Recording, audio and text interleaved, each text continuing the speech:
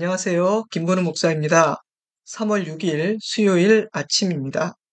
2024년을 시작한 것이 엊그제 같은데 어느새 3월이 되었습니다. 신정, 구정 모두 지나가고 겨울의 기운도 조금씩 물러가고 새로운 학년이 시작되는 3월은 또 한 번 새로운 다짐으로 새로운 출발을 하기에 좋은 기회라고 생각합니다. 이 아침 하나님의 말씀 안에서 새로운 마음을 갖게 되고 새로운 결심을 하게 되는 귀한 은혜 주시기를 기도합니다. 오늘 함께 묵상할 본문은 예수님이 물 위를 걸으신 이야기를 담고 있는 마가복음 6장 45절에서 52절 말씀입니다. 이 이야기는 떡 5개와 물고기 2마리로 5천 명이나 되는 무리를 먹이신 오병이어의 기적 이후에 있었던 일입니다. 남자들의 수만 5천 명이었으니 여자들과 아이들까지 포함하면 최소 만여 명을 배불리 먹이신 놀라운 기적이었고요. 제자들의 손으로 직접 떡과 물고기를 나눠주었으니 그 놀라운 기적의 현장을 생생하게 체험한 제자들은 스승이신 예수님이 얼마나 대단한 분이신지를 새삼 생각해 보지 않을 수 없었을 겁니다. 오늘 묵상할 이 이야기는 그러한 놀라운 기적의 체험 이후에 있었던 일입니다. 먼저 이 일이 일어났던 하루를 되짚어 보도록 하겠습니다. 예수님이 둘씩 짝을 지어 파송했던 제자들이 사역을 마치고 돌아왔습니다. 돌아온 제자들은 선교 현장에서 벌어진 놀라운 일들과 사역의 열매들을 흥분된 상태로 예수님께 보고했는데요. 그들의 보고를 들으신 예수님은 한적한 곳으로 가서 잠깐 쉬어라 말씀하시고는 제자들과 함께 배에 오르셨습니다. 제자들을 파송한 후 무리들을 가르치시고 치유하시느라 식사할 틈조차 없었던 예수님에게도 휴식은 필요했습니다. 그런데 배를 타고 한적한 어느 곳에 도착해 보니 이미 그곳에는 도처에서 달려온 큰 무리들이 예수님을 기다리고 있었습니다. 그들을 보신 예수님의 마음이 어떠했으며 어떤 일을 하셨는지를 마가복음 6장 34절은 이렇게 기록하고 있습니다. 예수께서 나오사 큰 무리를 보시고 그 목자 없는 양 같음으로 인하여 불쌍히 여기사 이에 여러 가지로 가르치시더라. 예수님에게는 언제나 자신의 필요보다 무리들의 필요가 우선이었습니다. 그래서 그들을 가르치기 시작하셨습니다. 그런 마음으로 사셨기에 예수님은 공생의 3년 동안 제때 드시지 못한 적도 많고 충분히 주무시지도 못하셨습니다. 때문에 목자 잃은 양과 같은 가련한 백성들을 위해 자신의 전부를 쏟아내신 예수님의 육신은 날로 연약해져 갔을 거라고 저는 짐작합니다. 때문에 형장까지 자기 십자가를 지고 가실 수 없었으며 십자가에 달리신 지 겨우 6시간 만에 돌아가신 겁니다. 그 모두가 죄인들을 향한 주님의 사랑과 헌신이 어떠했는지를 보여줍니다. 우리에게도 같은 마음이심을 생각하면 참 감사하고 너무너무 든든합니다. 주님은 그와 같은 사랑과 헌신으로 저와 여러분을 오늘도 돌보고 계심을 저는 확신합니다.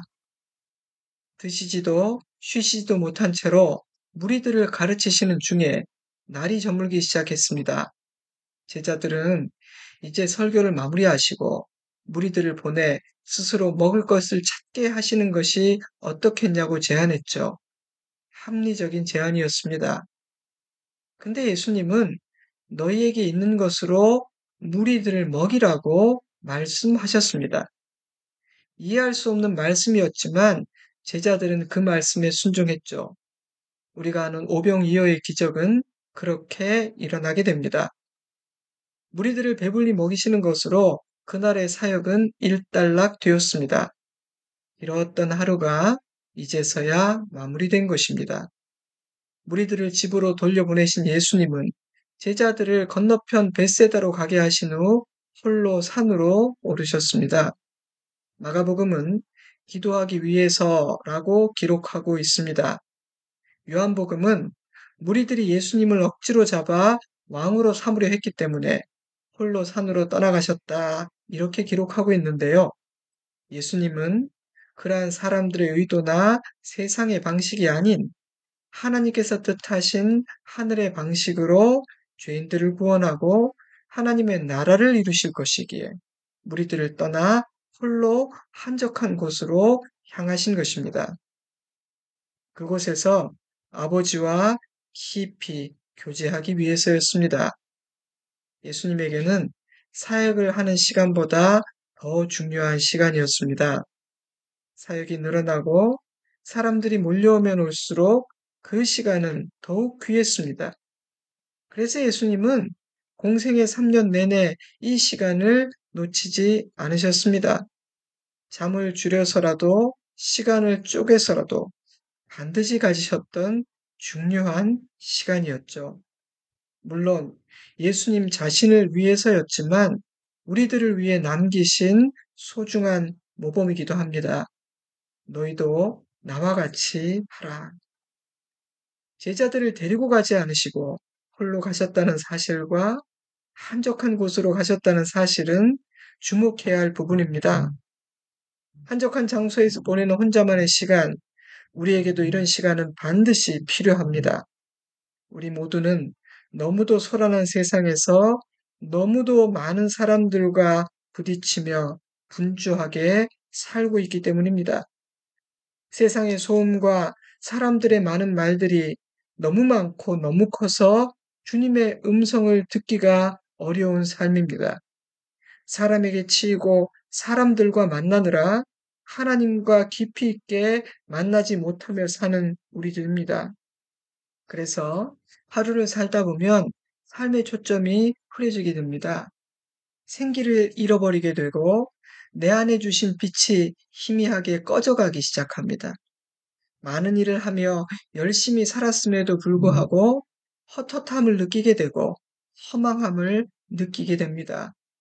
우리의 삶에서 하나님과 교제하는 시간이 사라져 버리면 그리 되는 것입니다.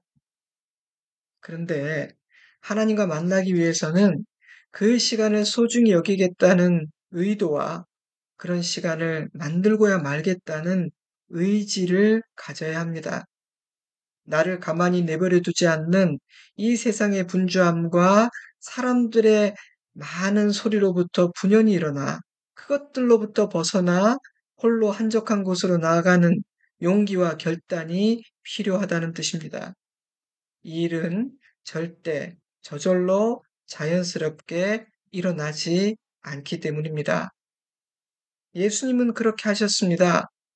예수님은 홀로 한적한 곳으로 나아가 아버지와 깊이 교제하심으로 다시 자신의 사명에 집중하셨고 지치고 상한 몸과 마음을 회복하셨을 뿐 아니라 새날을 살 수 있는 새 힘을 공급받으셨습니다.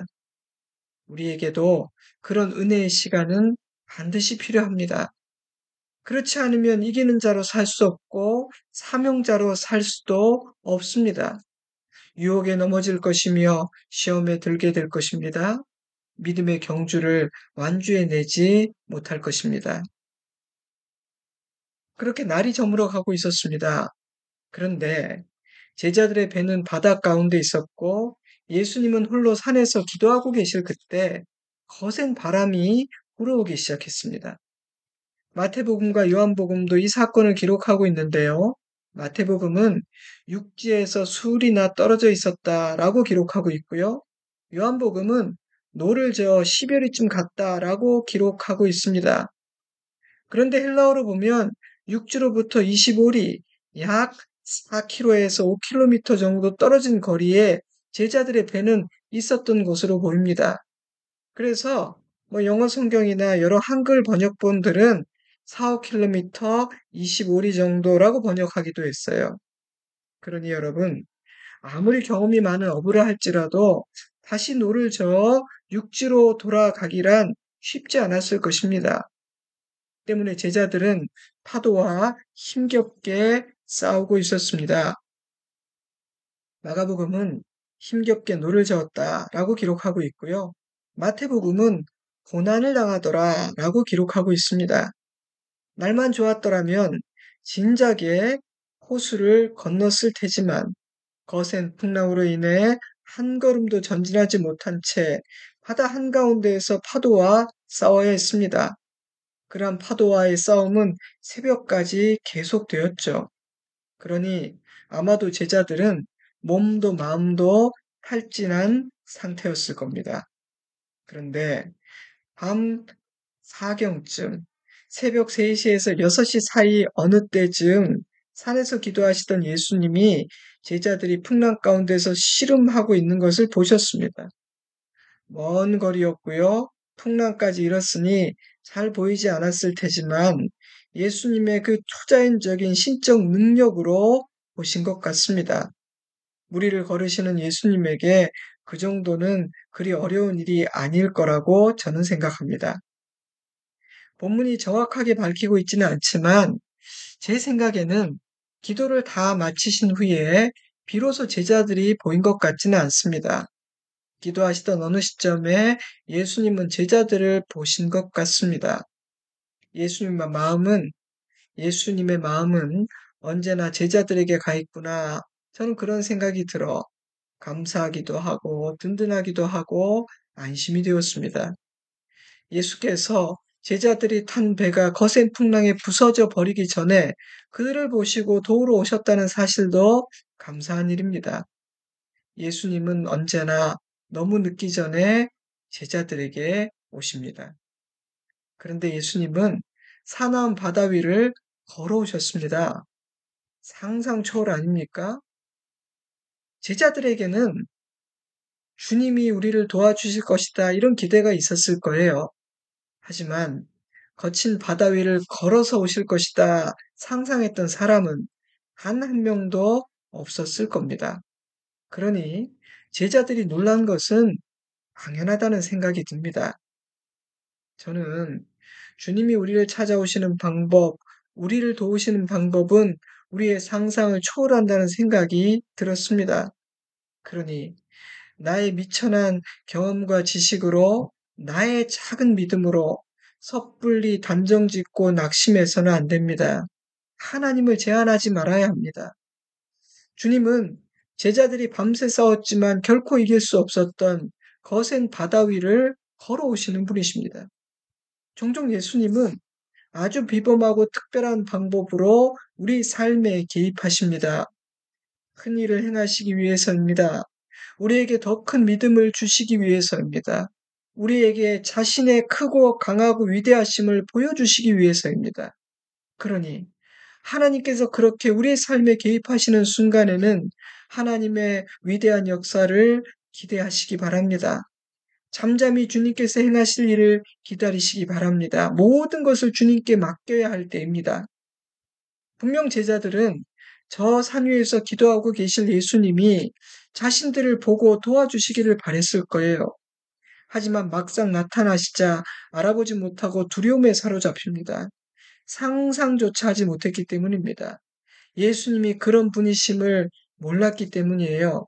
그래서 그들은 유령을 보는 것이라 생각하며 비명을 질렀습니다. 우리가 밤새 탈진한 나머지 이제 헛것을 보는구나. 그 순간 예수님은 제자들을 안심시키십니다. 안심하라, 내니 두려워하지 말라. 저는 이 말이 참 듣기 좋습니다. 두려움에 떠는 아이에게 들리는 아버지의 음성을 상상해 보세요. 아이야, 이제 겁내지 마. 아빠가 왔다. 그 음성은 아이의 모든 두려움을 사라지게 만들지 않겠습니까? 사랑하는 성도 여러분, 파도가 아무리 거칠고 사나워도 이러한 주님의 음성을 들으며 사는 자는 두려움에 굴복하지 않습니다. 나를 향해 걸어오시는 그분이 나를 사랑하사 나를 위해 자기를 주신 주님임을 알아보는 자는 두려움을 이길 수 있습니다. 아멘. 마가복음 6장 51절. 배에 올라 그들에게 가시니 바람이 그치는지라. 제자들을 안심시키신 예수님은 제자들이 탄 배에 오르셨고 그 순간 바람은 그쳤습니다. 바람을 향해 명령하신 것이 아닙니다. 마태복음과 요한복음에도 어떤 명령을 하셨다는 기록은 보이지 않습니다. 그러니 단지 주님의 탑승이 제자들이 밤새 싸웠지만 극복할 수 없었던 그 거친 바다를 잔잔하게 만들었던 것입니다. 어떤 의미가 있을까요? 저는 예수님을 내 인생에 모시는 것만으로도 큰 의미가 있다. 그런 뜻이라는 생각이 들더라고요. 그리스도와 함께하는 것만으로도 풍랑이 우리 인생을 맘대로 전복시킬 수 없다는 뜻이라는 생각이 들었습니다. 여러분, 바로 그것이 우리가 믿고 의지하고 순종하는 우리 주님의 존재감입니다. 사랑하는 성도 여러분, 나의 인생이라는 배에는 예수님이 계십니까? 나는 예수님과 함께하고 있습니까? 거센 풍랑을 주목하지 말고 내 인생이라는 배에 주님이 계신지를 살펴보시기 바랍니다. 주님이 계십니까? 그럼 걱정하지 마세요.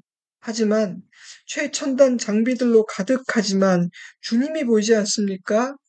큰일입니다.